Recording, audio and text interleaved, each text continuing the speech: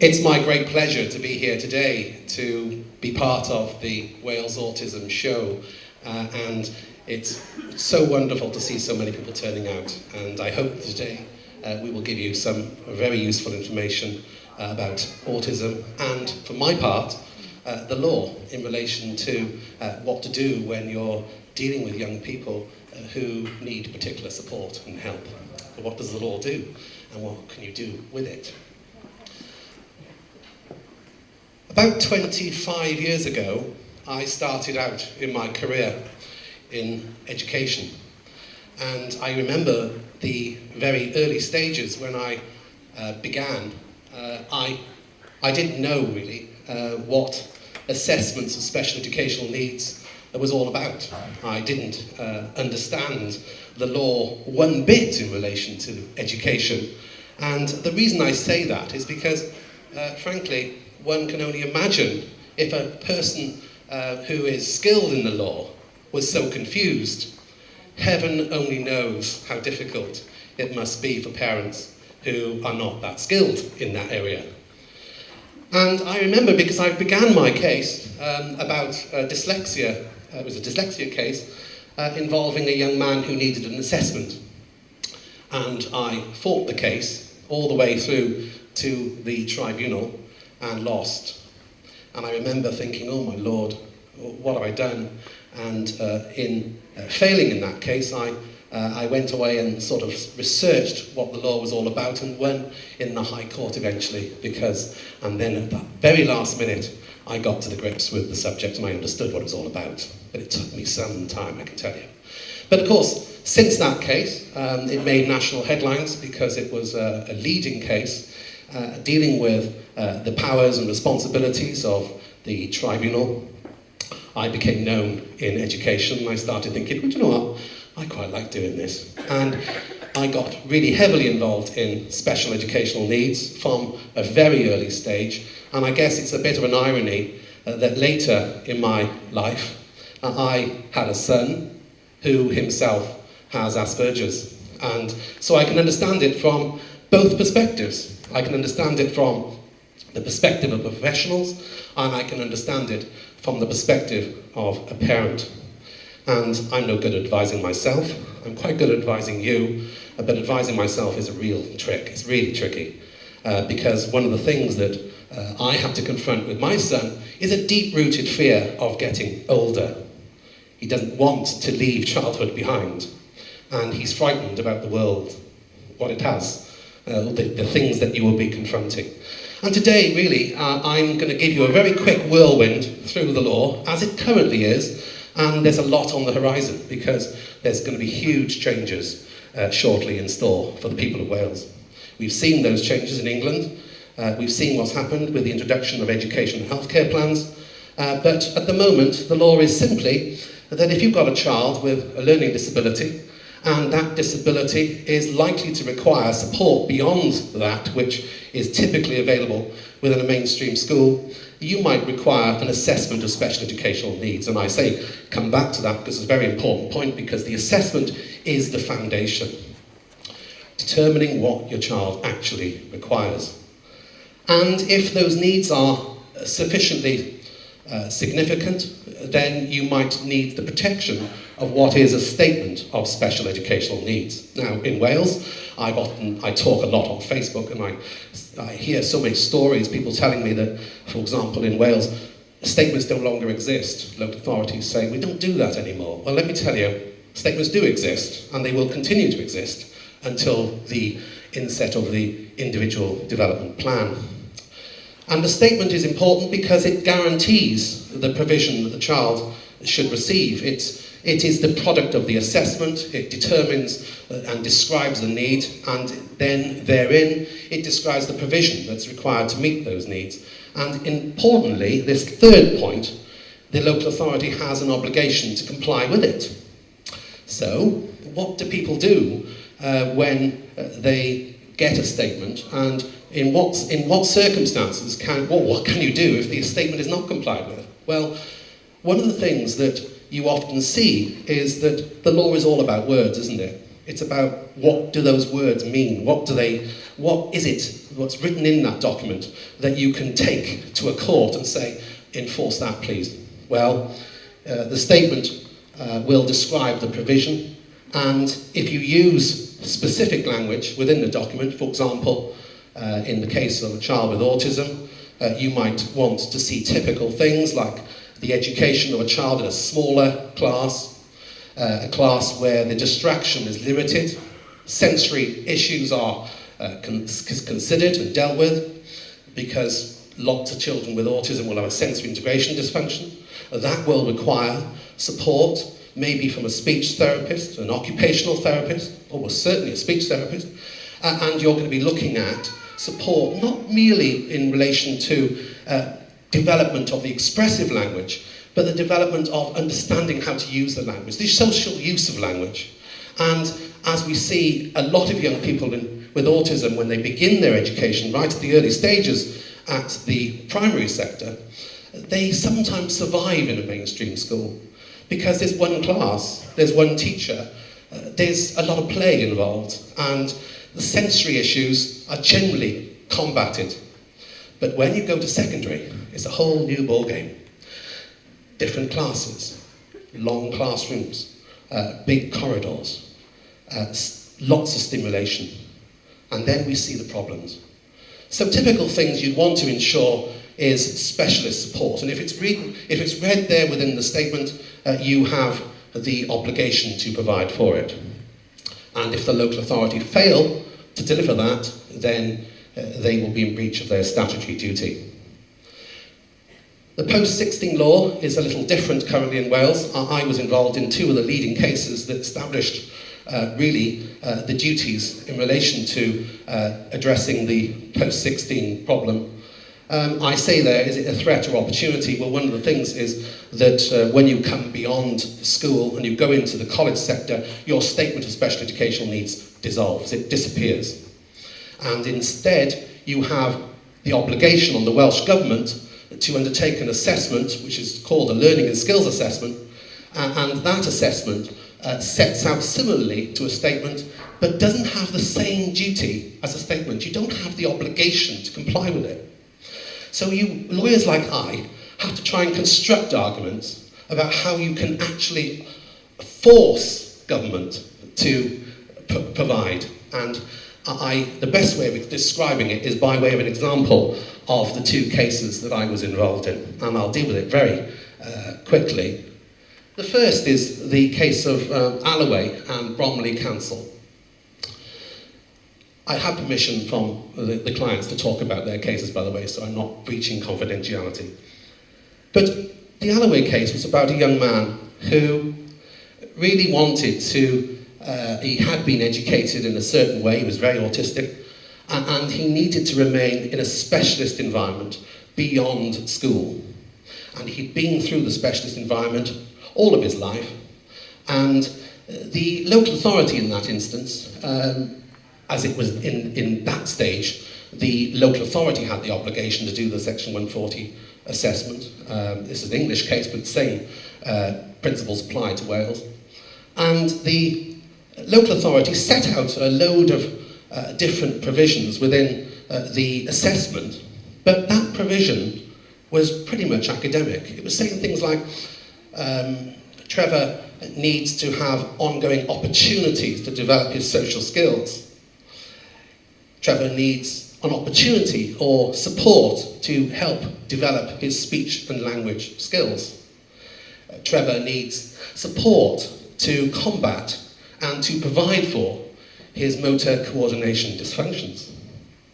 What on earth does that mean? It's similar to a door being open, but it doesn't matter whether you go through. We have opportunities every day in our life, but we don't necessarily seize them. It doesn't mean we're going to get them. It doesn't mean we're going to get that support. You could say everyone's got an opportunity to go to university.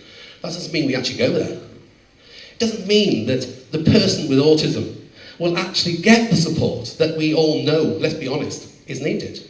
We know that Trevor needs speech therapy. We know that Trevor needs a small class. We know that Trevor will cope very badly in an environment where there's too much stimulation, too much going on. And we know that Trevor's going to have real problems initiating and sustaining social skills, social relationships. And what do we really need later in our life? You can teach lots of things, but what you can't teach so easily is to have a personality, to be able to converse, to understand how to deal with people's emotions. It's an important part of everyday life. And people take for granted that we can do these things. People often take for granted that we can read. We can read prescription instructions in medicine packets. I've had the unfortunate experience of dealing with a case where a young man couldn't read it, and it was a fatal consequence. He dealt with weed killer and couldn't read the instructions. Education saves lives, let me be honest. What we do for our young people now will be an investment for them throughout their life. If we get it wrong now, if we don't put the right support in now, we will, I can tell you, pay for it much later in our lives. And the Alloway case was all about that. It was about an assessment. And we said, and we argued, it's all very well setting all this out, but it's not really available, is it? And so we argued that the assessment, to be lawful, had to identify provision that was available in the real world. Actually, not academic, actually there, it's available, you can see it. And the court agreed and quashed the assessment, which was, as I say, very artificial, using this woolly kind of language.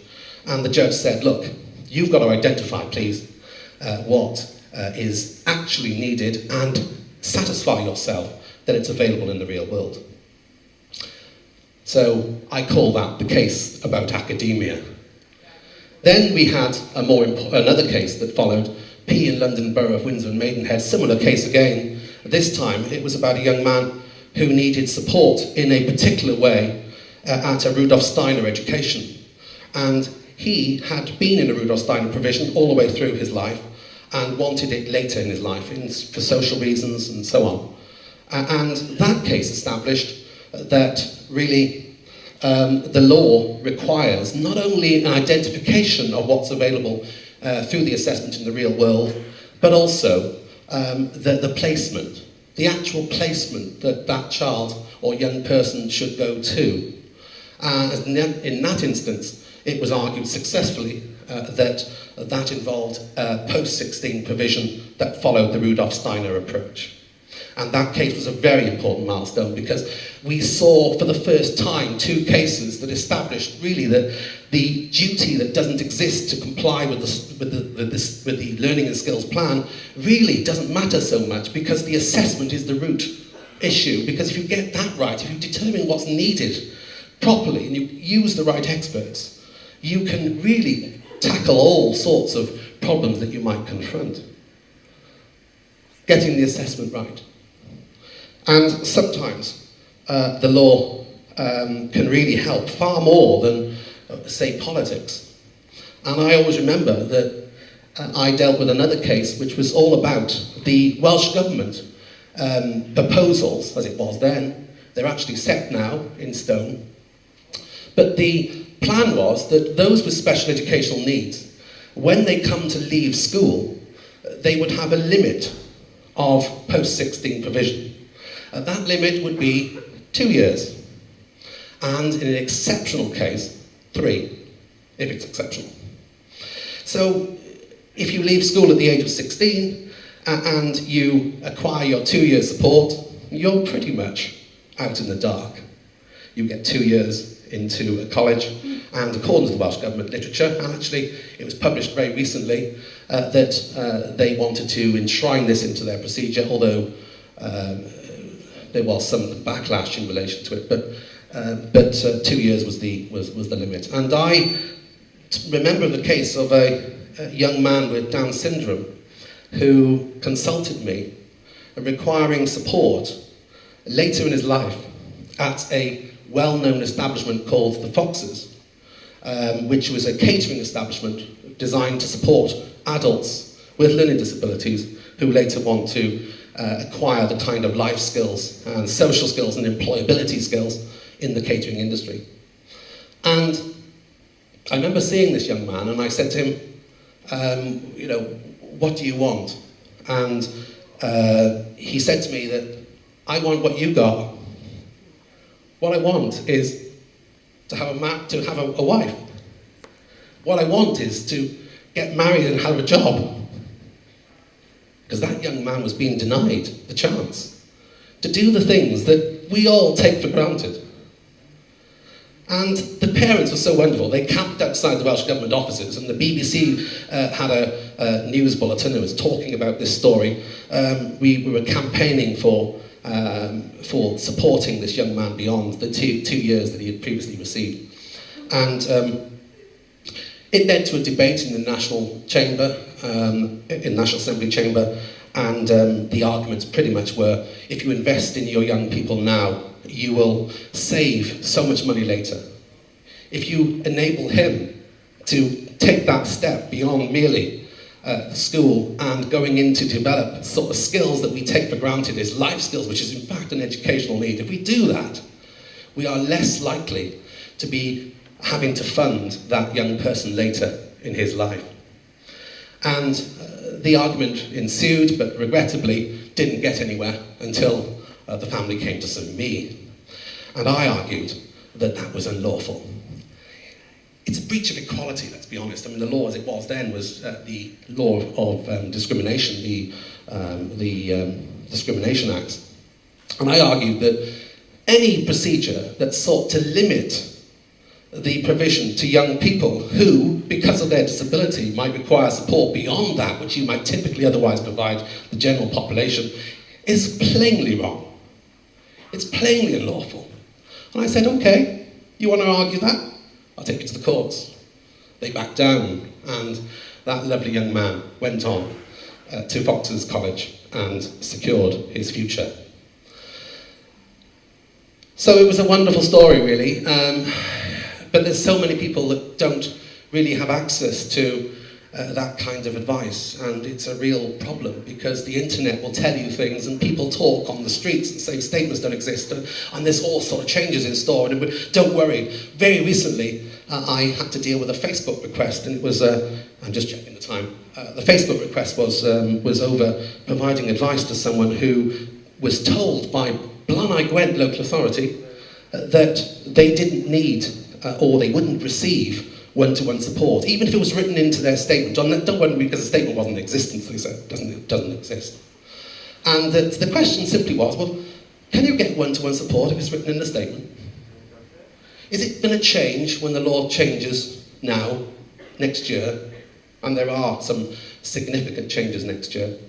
And I'm going to be talking about them in much more detail at the Sinclairs Law post-16 and, post-2000, post-statement, if you like, events at our offices in central Cardiff, where I'll take people through what the law is going to be in Wales. I couldn't possibly describe it now in a very short presentation, but I'll try and do it in a brief way. The proposals in Wales are that young people should not have their statement end at the end of schooling, and it should continue up to the age of 25, which is a good thing, let's be honest.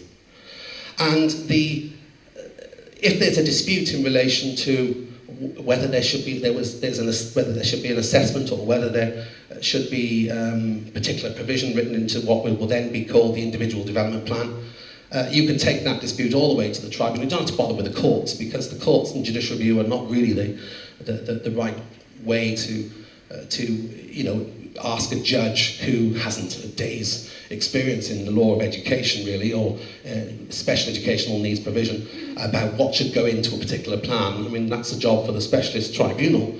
But we're now going to see the tribunal's jurisdiction extended in Wales up to the age of 25 through this education and healthcare plan, embracing the educational, social and healthcare needs of an individual.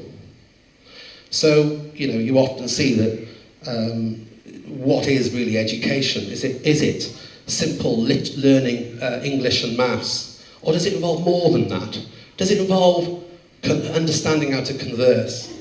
Understanding how to initiate and to sustain relationships? Understanding how to write letters? How to make job applications?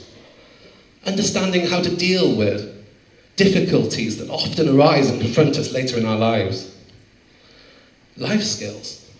Understanding how to cook, how to get a bus.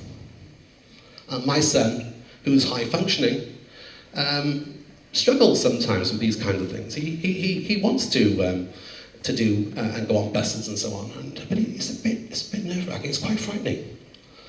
And for a young person with autism, it can be terrifying. The world is so terrifying. So much going on. There's so much noise. There's so much different language, higher ordered language. We can't understand it. People using all sorts of idioms and expressions that we don't really understand. And it leads to confusion, it leads to conflict, it leads to worry, anxiety, depression. So we've got to teach them these things. And the way to do that is to get the assessment right. And I've always advocated that that is the most important part. If we get that assessment right, we know that we can actually then use those assessments to advise the plan. And the real bad thing about the current law, or the proposed law I should say, is that the assessment obligation is out of the window. There's no longer going to be a prescribed way in Wales about what the kind of things you would want to put into an assessment. In other words, the current law involves, an assessment involves the instruction of an educational psychologist or a visual expert if you've got a visual impediment, or an occupational therapist, speech therapist. But under the proposed law, that assessment should be done by the school. And the school should decide.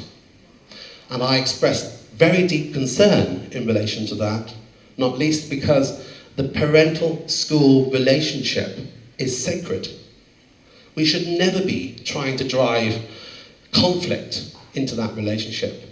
At the moment, if there's a dispute, it is a dispute with the local authority. Our schools do such a wonderful job for our children in very difficult circumstances, let's face it. But if we are actually asking the school to do that assessment, to identify the child's special educational needs, are you not really advising them to be clinicians? Is that what we're really expecting? If I use the expression, this child in the corner has prosopagnosia. Does anyone here know what prosopagnosia is? Okay, one person. How is a school going to understand that that's a visual processing difficulty that affects the facial recognition, the ability to recognize facial expression? It's common in autism. But it requires the kind of expertise and understanding, speech therapists, occupational therapists, visual experts, to understand, to get these things right, not a school. Schools are there to do a wonderful job to teach our young people. And let's be honest, they really do. But we shouldn't put them and expect them to do that assessment, not least because by obliging them to undertake that assessment, you raise the threshold of what the law expects their competence to include. And by raising the threshold of their competence, it's so much easier to establish a claim in negligence. I'm not here to talk to you about the law of negligence, but of course getting it wrong can lead to negligence claims. So there are a number of burdens. The parental role in post-16 education is limited now. It's all going to be about, or it's going to be about the young person's wishes, not so much about what the parents have to say. And let me tell you, my parting point. If I did what I wanted to do when I was 16 years old, I wouldn't be standing here today talking to you as a lawyer who spent 25 years specialising in the law of education and who've been involved in the leading cases in it. I wouldn't be here. I'd probably be doing something very different. But it was my parents. It was my parents' enthusiasm, support and love that inspired me to go on, to make such a difference, not only to my own life, but to the lives of the many people that I've represented over the years. Thank you very much indeed.